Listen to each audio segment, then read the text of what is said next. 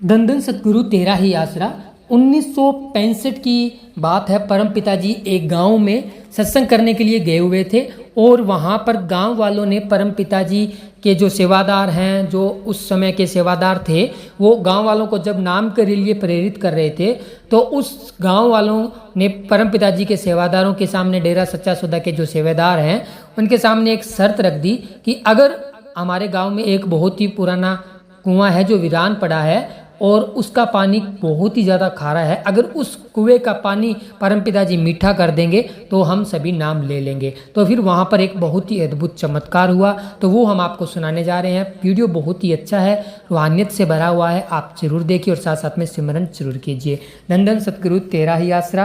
प्रेमी भूरा सिंह, सेवादार, गाँव मलकाना, तहसील तलवंडी, साबो जिला बठिंडा से, लिखता है कि दो जहान वाली परम पिता शाह सतनाम सिंह जी महाराज ने उनके गांव के कुएं का खारा पानी मीठा किया।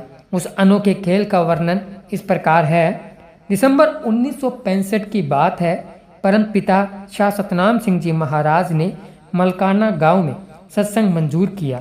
मैं और मेरे गांव की साथ संगत मिलजुल कर सत्संग की तैयारी कर रही थी। उन्हीं दिनों गांव के कुछ शंकावादी जीवों ने प्रश्न उठाया कि यदि सच्चा सौदा वाले पूर्ण संत महात्मा है तो हमारे गांव के कुएं का खारा पानी मीठा कर दे। सत्संग का दिन आ गया। परम पिताजी दो जहान वाले सच्चे पातशाह सत्संग करने के लिए हमारे गांव मलकाना में पधार गए। शहनशाह जी के पहुंचने पर साथ संगत व मैंने परिवार सहित बहुत ही खुशी मनाई, क्योंकि हमारा रहबर स्वयं चलकर हमारे घर आ पहुंचा था। साथ संगत को उतारे वाले घर कुछ देर दर्शन देने के बाद सत्संग का प्रोग्राम शुरू करवा दिया गया। शहनशाह जी थोड़ी देर बाद सत्संग में जा विराजमान हुए। सत्संग के बाद नाम दान देकर जब परम पिताजी वापस अपने उतारे वाले घर आ रहे थे तो रास्ते में प्रेमी हाकम सिंह ने सच्चे पातशाह कुल मालिक के पास प्रार्थना की, शहनशाह जी आप जाते जाते अपने इस नादान बच्चे के घर पर भी चरण जरूर डाल कर जाए। आप जी के घर पधारने से हमारे परिवार को आत्मिक शांति व आप जी का सच्चा प्यार मिलेगा। हाकम सिंह की अरदास परवान हो गई। शहनशाह जी साथ संगत के साथ जा रहे थे। रास्ते में एक वीरान कुआं था। अंतर्यामी दाताजी एकदम उस कुएं के पास जाकर रुक गए। शहनशाह जी ने कुएं की तरफ हाथ से इशारा करते हुए फरमाया, भाई यह कुआं उदास क्यों है? इस पर प्रेमियों ने बताया, परम पिताजी इसका पानी इतना खारा है कि इसे पीने से दस्त लग जाते हैं, इसलिए गांव वाले इसका पानी नहीं पीते।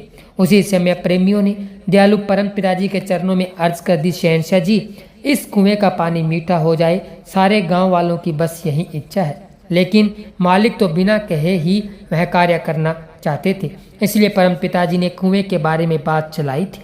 दयालु दाता सच्चे पातशाह जी ने अपने आप को छुपाते हुए अपने नूरी मुखड़े से फरमाया, भाई हम तुम्हारे लिए शहनशाह मस्ताना जी के पास अरदास करते हैं, शायद तुम्हारी यह अरदास मंजूर हो जाए। इसका पानी तो जरूर मीठा हो जाएगा, परंतु तुम तो हाथों पर सरसों उगाने वाली बात करते हो। सच्चे पातशाह सर्वशक्तिमान जी के वचन तो हो ही गए थे, वह टल नहीं सकते थे। शहनशाह जी की मेहर का सदका उस कुएं का पानी मीठा हो गया। गांव के शंकावादी लोग यह देखकर हैरान रह गए। कई वर्षों से वीरान पड़े उस कुएं का पानी मीठा होने से गांव वासियों के भाग जाग गए। घट घट के जाननहार कुल मालिक जी ने गांव के लोगों की इच्छा को पूरा किया। परम पिताजी के इस परोपकार के लिए सारे गांव वालों ने शहनशाह जी का लाख लाख शुक्राना करने लगे। सारा गांव अब भी उसी कुएं से पानी लेता है। यह कुल मालिक की दया मेहर का प्रत्यक्ष प्रमाण है। कोई भी जीव अब भी कुएं को आंखों से देख सकता है और गांव वासियों से उसका इतिहास सुन सकता है। गांव वाले अब भी परम पिताजी की उस दया मेहर का एहसान मानते हैं। परम पिताजी ने मलकाना गांव के लोगों के प्रबल प्रेम को देखते हुए वहां कई सत्संग किए और बहुत सारे जीवों को नाम की अनमोल दात बख्शकर संसार सागर से पार किया। इस साखी से स्पष्ट होता है कि पूर्ण संत महात्माओं के वचन अटल होते हैं। बेशक सारा ब्रह्मांड पलट जाए, परंतु संतों के वचन नहीं पलटते। धन धन सतगुरु तेरा ही आसरा, धन धन सतगुरु तेरा ही आसरा।